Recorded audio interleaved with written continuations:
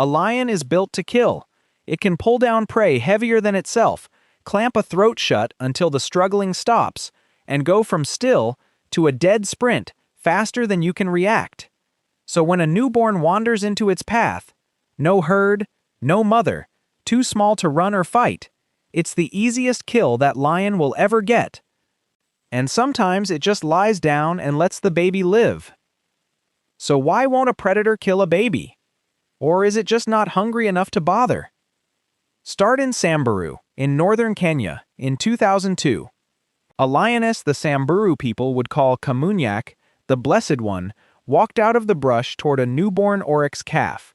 An oryx is an antelope. It is exactly what a lion eats. Everyone watching braced for the obvious.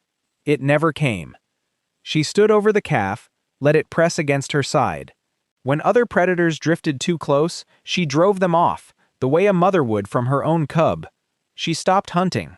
For days, she barely ate, because a stolen oryx calf can't be left somewhere safe, the way a lion cub can. So she stood guard instead of feeding herself, until her ribs showed. That is not a lion sparing a meal. That is a lion adopting the meal. And she did it again. And again. Over 2 years, Kamunyak took in 6 oryx calves, guarding each until another lion, or hunger, or the wild, took it back. You've seen a smaller, tamer version of this yourself. A dog that goes still and careful the moment a newborn is in the room. A cat that lets a toddler grab a fistful of its fur and just takes it. Same switch, turned down low. So what is that switch? Back in 1943, a scientist named Konrad Lorenz noticed that baby animals, across different species, share one blueprint. Eyes too big for the face. A head too big for the body. A high forehead, soft edges, clumsy movements. He called it the Schema, the baby schema, and he said it works like a key cut to fit a lock every adult is already born carrying. In 2008, researchers at the University of Oxford put that idea under a scanner. They flashed infant faces and adult faces at people and watched the brain in real time. When a baby face appeared, a reward region behind the eyes fired in about 1/7 of a second. Faster than thought. Before you even know what you're looking at, the caregiving switch has already flipped. And this is the part that matters for a hungry lion. That switch doesn't check the species first. It fires on the shape. Which is why it crosses lines it has no business crossing. And it isn't just a face, it's a sound.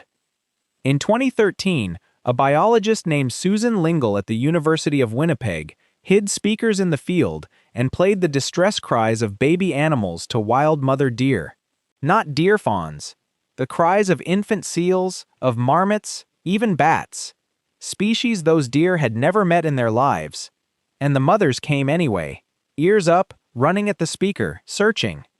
Because the mammal brain isn't asking whose baby is that. It's only asking, is that a baby? The pitch alone was enough. And there's a third channel, quieter than the other two. Smell. A young animal doesn't just look and sound different. It smells different. Its scent carries markers of age, of harmlessness, chemical signals a grown animal reads without ever thinking about it. In rodent studies, adults that have never raised a single pup still handle the smell of a baby differently from the smell of a full-grown animal. They slow down. They soften. Nobody taught them that. So the signal was never really about the face, or the cry, on their own. It's the whole package. Sight, sound, scent, all pushing the same message. Not a threat. Not food. Young. Now put that switch inside a predator. The same jaw that can end a buffalo can also lift a newborn cub and carry it across camp, closing just enough to hold, never enough to break skin. The thing that kills and the thing that protects are the same equipment. The baby signal decides which one you get. But here's where the warm story falls apart. Because it isn't a rule. It isn't even close.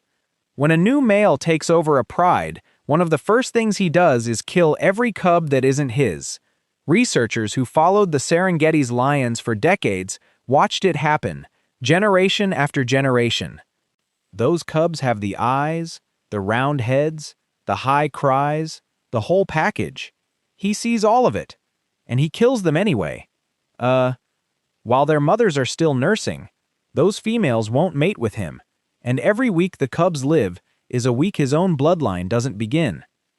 He isn't failing to recognize a baby, he recognizes it perfectly. He just wants something the baby is in the way of. So the same signal that turned Kamunyak into a starving bodyguard turns another lion into an executioner. Same recognition, opposite animal. There's a colder explanation, and it's probably where you'd land too. Maybe none of this is tenderness. Maybe a predator ignores a baby for the most boring reason. It's small, barely any meat. Why burn the energy? Let it fatten up and eat it next season. Clean, unsentimental, kind of convincing, and part of me wanted it to be true. It's tidier, except it doesn't survive Kamunyak. She wasn't saving a meal for later. She spent energy she'd never get back, guarding an animal she'd never eat, until she was skin and bone. And a lion with a full belly still goes soft around a cub. Recognition is reliable. What follows it isn't. So we can measure a lot here. We can measure the jaw that refuses to close. We can measure that flare behind the eyes at 1/7 of a second.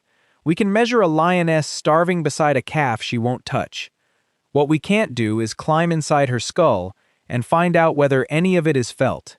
Whether there's something warm in there, or something like grief when the calf is taken, or whether it's all just old wiring firing in the dark, with nobody home to feel it. Everyone honest who works on this hits the same wall. We can watch the switch flip. We can't ask the animal what flipping it is like. In 2005, in the Beta Genate region of Ethiopia, a 12-year-old girl was taken by men who meant to force her into marriage. She was missing for a week. When police finally found her, she wasn't alone. 3 wild lions were standing around her in a ring. They had chased her captors off, and they had stayed, guarding her, until the police arrived, and then they simply turned and walked back into the trees. A wildlife officer gave the only explanation anyone had. The girl had been crying for days. And to a lion, a small thing crying sounds almost exactly like a cub.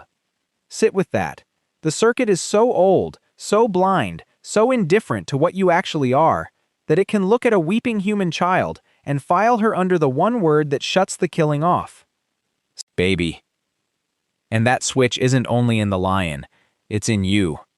That pull you feel toward anything small and round-faced and helpless, that isn't a kindness you chose. It's the same override that ran in a starving lioness who couldn't walk away. You felt it. You just called it something else.